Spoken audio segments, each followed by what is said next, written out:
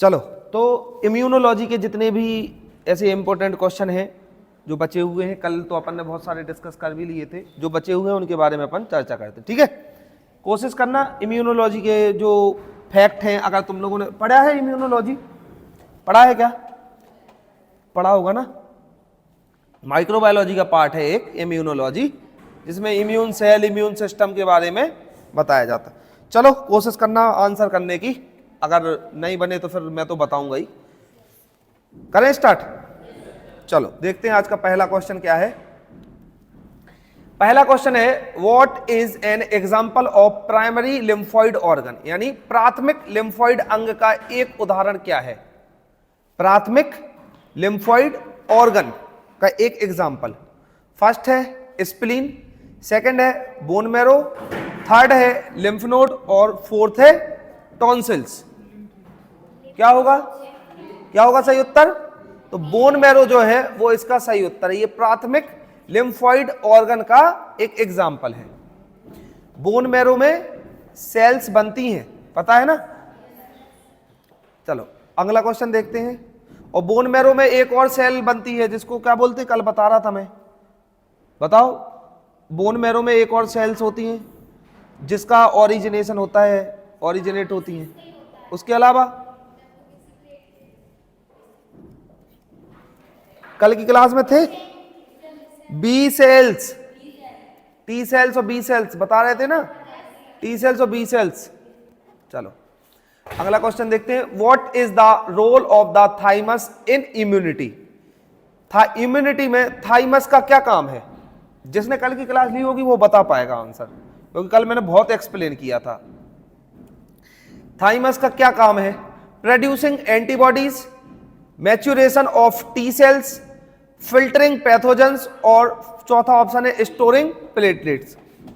अगर किसी एक बच्चे ने भी अगर कल की क्लास ढंग से ली होगी शाम वाली, तो वो इसका आंसर कर देगा। चलो मैच्योरेशन ऑफ टी सेल्स, क्योंकि थाइमस से ही थाइमस के टी से टी सेल्स बनी होती हैं, है ना। अब ये टी सेल्स का क्या करते हैं, ये थाइमस क्या करता है, इन सेल्स को मैच्योर करने का काम करता है, इनको स्ट्रेंथ प्रोवाइड करता है, ठीक है, टी सेल्स। अगला क्वेश्चन है which of the following cells are involved in the innate immune response, यानी निम्नलिखित में से कौन सी कोशिकाएं हैं जो इनेट इम्यून प्रतिक्रिया में शामिल होती हैं। किसमें, इनेट इम्यून प्रतिक्रिया, इनेट इम्यून सिस्टम में। फर्स्ट है बी सेल, सेकंड है टी सेल्स, थर्ड है नेचुरल किलर सेल्स और फोर्थ है प्लाज्मा सेल्स। नेचुरल ये होगा पक्का। चलो option C is the right answer. Natural killer cells जो होती है वो क्या करती है, इनेट इम्यून प्रतिक्रिया में शामिल होती है। अगला क्वेश्चन है what is the function of histamine in the immune system, यानी इम्यून सिस्टम में हिस्टामाइन का, हिस्टामिन जिसको बोलते हैं, उसका क्या काम है। फर्स्ट ऑप्शन है to destroy pathogens, second option है to stimulate the release of white blood cells, third option है to dilate blood vessels during inflammation, fourth है to create memory cells. Histamine किस किस को पता है, हिस्टामाइन क्या होता है। हिस्टामाइन पता है क्या होता है, ब्लड वेसल्स जो होती हैं, इसका सही उत्तर होगा ऑप्शन सी, उनको फैलाने का काम करता है ये। और जब ये ब्लड वेसल जब फैलती है ना, तो फिर उसके फलस्वरूप एक तरल पदार्थ निकलता है जिसको बोलते हैं हिस्टामिन। अब ये हिस्टामिन क्या होता है, जो ये तरल पदार्थ निकल रहा है, ये सूजन जो होती है ना, सूजन जहां पे होती है शरीर में, उसके लिए ये जिम्मेवार होता है हिस्टामिन। ये क्या करता है, अब ब्लड वेसल चूंकि फैली है, तो जहां पे वो ब्लड जा रहा है, जहां पे वो रक्त जा रहा है, वहां पे ये पहुंच जाती है और वहां पे सूजन क्रिएट करता है, हिस्टामिन पहुंच जाता है। ये जिसको एलर्जी की प्रॉब्लम होती है, तो उसको भी इसी की वजह से नाक से पानी गिरना या खुजली होना, रैसेस होना, जलन होना, चकत्ते पड़ जाना या सूजन हो जाना, ये भी हिस्टामिन की वजह से होता है। समझ आई बात। चलो अगला क्वेश्चन देखें। अगला है which of the following is a type of granulocyte, निम्नलिखित में से कौन सा ग्रेन्युलोसाइट का प्रकार है। पहला है न्यूट्रोफिल्स, दूसरा है बी सेल्स, तीसरा है टी हेल्पर सेल्स और चौथा है डेंड्राइटिक सेल्स। क्या होगा, ग्रेन्युलोसाइट का प्रकार है, टाइप ऑफ ग्रेन्युलोसाइट? क्या होगा? ऑप्शन ए, न्यूट्रोफिल्स जो है वो क्या है? ग्रेन्युलोसाइट का टाइप है। याद रखना बिल्कुल, एकदम दिमाग में बिठा लेना, neutrophils is a type of granulocytes. अगला क्वेश्चन देखो, what is the primary function of B cells? यानी बी कोशिकाओं का प्राथमिक कार्य क्या है? बी कोशिकाएं, बी सेल्स का प्राथमिक कार्य, प्राइमरी फंक्शन क्या है? पहला, टू प्रोड्यूस एंटीबॉडीज, दूसरा टू किल इन्फेक्टेड सेल्स, तीसरा टू स्टिमुलेट टी सेल्स, और चौथा है टू इनगल्फ पैथोजेंस। क्या होगा? Option C, to kill infected cells. पक्का? चलो, option A, to produce antibodies. ये एंटीबॉडीज प्रोड्यूस करने के लिए स्टिमुलेशन का काम करता है। कौन? B cells. और बी सेल्स को परिपक्व कौन बनाता है? बी सेल्स को परिपक्व कौन करता है? कहां पे इसका ओरिजिनेशन होता है? बोन मैरो में। ठीक है, बी से बोन और टी से थाइमस, याद रखना। अगला है, which of the following immune response is specific? निम्नलिखित में से कौन सी इम्यून प्रतिक्रिया विशिष्ट है? कौन सी इम्यून प्रतिक्रिया विशिष्ट है? फर्स्ट है इनेट इम्यून रिस्पॉन्स, सेकंड है अडेप्टिव इम्यून रिस्पॉन्स, थर्ड है इन्फ्लामेटरी रिस्पॉन्स, या फोर्थ है फेगोसाइटोसिस। क्या होगा इसका सही उत्तर? क्या होगा? कौन सी इम्यून प्रतिक्रिया विशिष्ट है? इसका सही उत्तर होगा ऑप्शन बी, एडेप्टिव इम्यून। ये इंपॉर्टेंट इम्यून रिस्पॉन्स होता है। अगला क्वेश्चन है, what is the major role of memory cells in immunity? यानी इम्यूनिटी में मेमोरी सेल्स की भूमिका क्या है? फर्स्ट ऑप्शन है टू स्टोर पैथोजेंस, सेकेंड है to produce antibodies on first exposure, third है to provide rapid response during subsequent exposure, और फोर्थ ऑप्शन है टू इनगल्फ पैथोजेंस।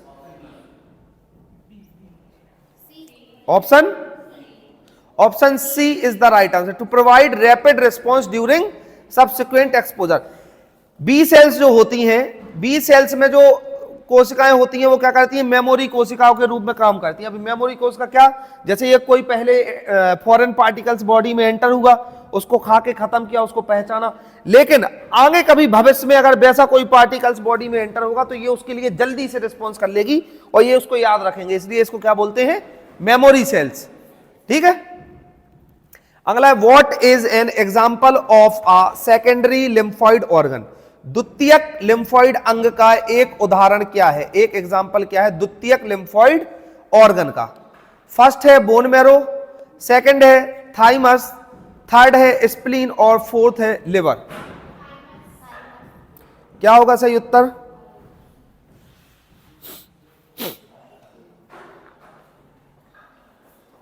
क्या होगा सही उत्तर? द्वितीयक लिम्फॉइड अंग का एक उदाहरण क्या है? इसका सही उत्तर होगा स्प्लीन। ठीक है, द्वितीयक लिम्फॉइड अंग होता है स्प्लीन। अगला क्वेश्चन है, what is the role of dendritic cells in immunity? Immunity में डेंड्राइटिक कोशिकाओं की भूमिका क्या है?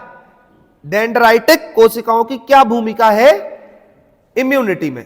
पहला है ऑप्शन, दे प्रोड्यूस एंटीबॉडीज, दूसरा है they present antigens to T cells, तीसरा है दे डिस्ट्रॉय इन्फेक्टेड सेल्स और चौथा है दे प्रोड्यूस साइटोकाइनेज। क्या होगा इसका सही उत्तर?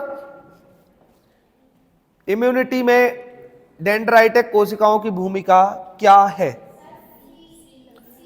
दे डिस्ट्रॉय इन्फेक्टेड सेल्स।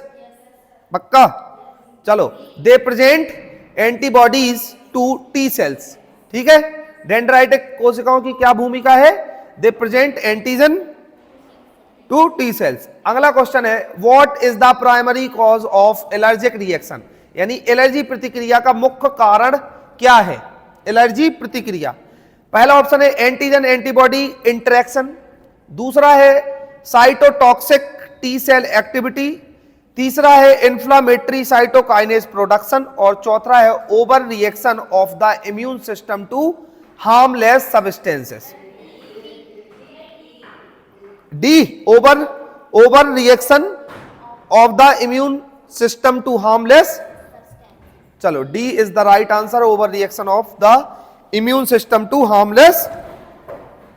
अगला बताओ, which of the following is not a part of the innate immune system, निम्नलिखित में से कौन इनेट इम्यून सिस्टम का हिस्सा नहीं है?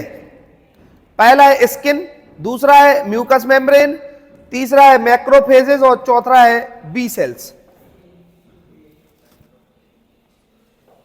क्या होगा? इनेट इम्यून सिस्टम का हिस्सा नहीं है। क्या होगा इसका सही उत्तर? Option D is the right answer. B cells जो होती हैं वो इनेट का हिस्सा नहीं है, बाकी स्किन, म्यूकस और मैक्रोफेजेस ये तीनों एक ही पार्ट है। समझ गए?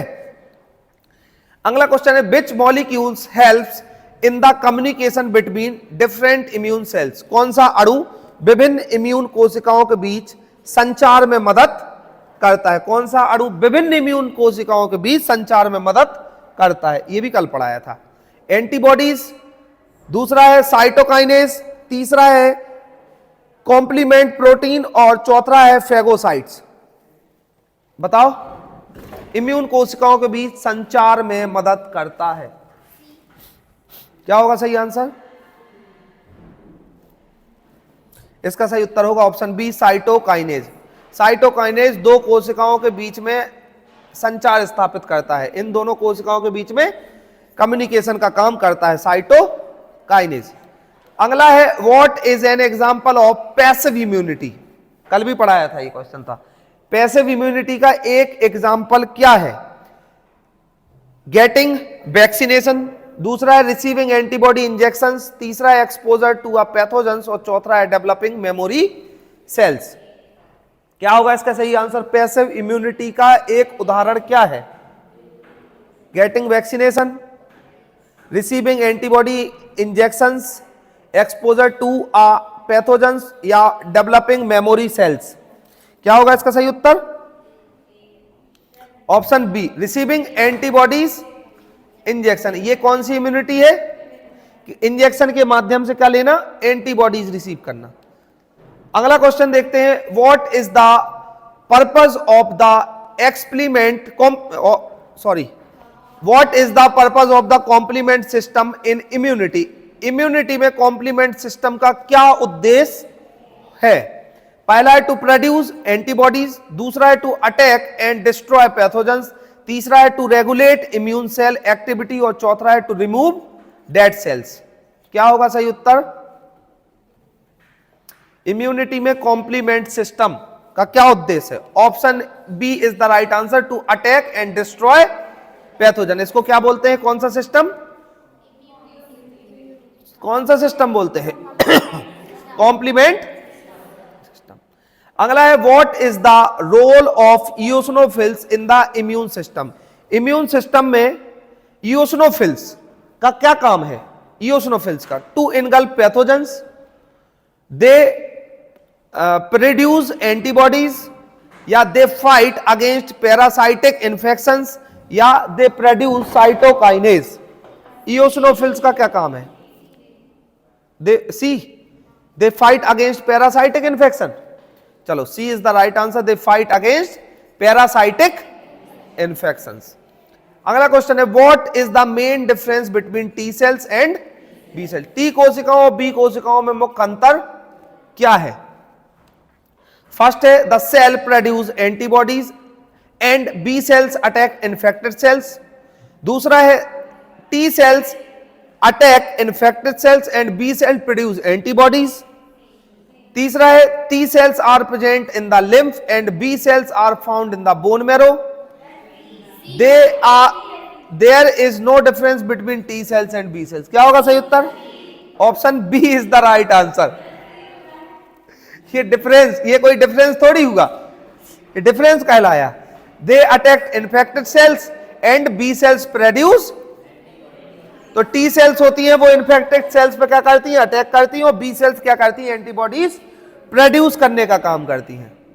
इसलिए मैं सारे आंसर पढ़ रहा था, पढ़ ही नहीं रहे थे। अच्छा, मुझे पता था तुम लोगों ने टी सेल्स बी सेल्स पढ़ ली, अब तो तुम्हें हर जगह वही लगेगा कि वो लिम्फ में हो, वो बोन मैरो, उसमें थाइमस में, वो बोन मैरो। चलो अगला क्वेश्चन है, what does the term autoimmunity refer to. Autoimmunity शब्द से क्या अभिप्रेत है? ऑटो इम्यून, पहला है the body inability to fight infections, दूसरा है the immune system attacking its own cells, तीसरा है the body producing too many antibodies, और चौथा है the absence of immune cells. क्या होगा सही उत्तर? ऑटो इम्यून सिस्टम क्या कहलाता है? Autoimmune, autoimmune, autoimmune क्या होगा? चलो option B is the right answer, the immune system attacking its own cells, वो खुद पे ही, खुद की सेल्स पे अटैक करने लगती हैं। अगला है, which of the following is an example of N इनेट immune response. निम्नलिखित में से इनेट इम्यून प्रतिक्रिया का एग्जांपल क्या है? अभी पहले भी पढ़ा था यही, प्रोड्यूसिंग ऑफ एंटीबॉडीज, दूसरा है inflammation at the site of infection, तीसरा है मेमोरी सेल एक्टिवेशन, और चौथा है antigen presentation bye T cells. क्या होगा सही उत्तर? कौन एक इनेट इम्यून प्रतिक्रिया का उदाहरण है? Producing of antibodies, inflammation at the site of infection, memory cells activation, antigen presentation by, क्या होगा? Option B, inflammation at the site of, इसको क्या बोलते हैं? इनेट इम्यून प्रतिक्रिया, इनेट इम्यून रिस्पॉन्स। अगला है, what is the main purpose of adjustment in vaccines. Vaccines में एडजुवेंट, ये तो गलत लिखा, एक्जुवेंट का मुख्य उद्देश्य क्या है? What is the main purpose of an adjuvant in vaccines? पहला, टू वीकन द पैथोजेंस, दूसरा है to enhance the immune response, तीसरा है to provide protection for a longer period, और चौथा है टू प्रोड्यूस एंटीबॉडीज। क्या होगा सही उत्तर? Option B is the right answer, to enhance the immune, इसको क्या बोलते हैं? Adjuvant, adjuvant vaccines. अगला है, what is a common symptoms of N allergic reaction. Allergy प्रतिक्रिया का एक सामान्य लक्षण क्या है? एलर्जी प्रतिक्रिया, फर्स्ट ऑप्शन है फीवर, दूसरा है स्वेलिंग एंड ईचिंग, तीसरा है जॉइंट पेन, या चौथा है न्यूजिया। क्या होगा सही उत्तर? एलर्जी में क्या होता है? स्वेलिंग एंड ईचिंग, ये मेन फंक्शन है एलर्जी का, स्वेलिंग हो जाती है और ईचिंग होने। मैंने बताया ना, अभी हिस्टामिन पढ़ा रहे थे ना, हिस्टामिन बता रहे थे, हिस्टामिन रिलीज होता है। अब हिस्टामिन रिलीज होता है तो वो स्वेलिंग और ईचिंग क्रिएट करता है। ठीक है, अगला है, what is the function of regulatory T cells. Regulatory T cells का कार्य क्या है? To activate B cells, to separate the immune response, to destroy infected cells, या to present antigens. T cells का क्या काम है?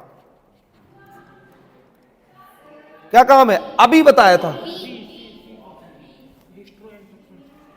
तो इसका सही उत्तर होगा to separate the immune response. ठीक है, अगला है, what is the difference between an allergy and an immunity disease. Allergy और ऑटो इम्यून रोग में क्या अंतर है? पहला है, allergies are cause by pathogens while autoimmune disease are not. दूसरा है, in allergies the immune system overreact to harmless substances, whereas in immunity diseases the immune system attack the body own cells. Allergies affect only the skin while autoimmune disease affect the joints. Yeah, there is no difference. चलो, अब तुम्हें समझ में आ गया है कि भाषा ज्यादा लिखी हो तो वही होगा सही उत्तर। चलो चलो, तो ये बेसिक अंतर। अगला क्वेश्चन है, what is the function of natural killer cells. Natural killer कोशिकाओं का कार्य क्या है? To destroy virus infected cells, to produce antibodies, to present antigens to T cells, या to regulate the immune response. Natural killer cells, क्या होगा सही answer? To destroy virus infected cells. इसका सही उत्तर होगा option A, to destroy virus infected cells. तो इस तरीके से हमारा 25वां क्वेश्चन देखो, what is the role of memory cells in the immune system. अब सुनो, मेमोरी सेल्स, इम्यून सिस्टम में मेमोरी कोशिकाओं की क्या भूमिका है? अभी बताया था ना, मेमोरी सेल कौन सी सेल का पार्ट होता है? टी का कि बी का? बी सेल्स का होता है immunity. To produce antibodies, to remember and response faster to previous infections, to kill infected cells, या to prevent the immune system from attacking the body. अभी बताया था ना, मेमोरी सेल्स याद करती हैं। बी क्या होगा सही उत्तर? चलो, B is the right answer. To remember याद रखती हैं, एंड रिस्पॉन्स फास्टर उस चीज के लिए रिस्पॉन्स बढ़ा देती हैं जो प्रीवियस इन्फेक्शन हुआ हो। तो इस तरीके से हमारे आज की क्लास समाप्त हुई।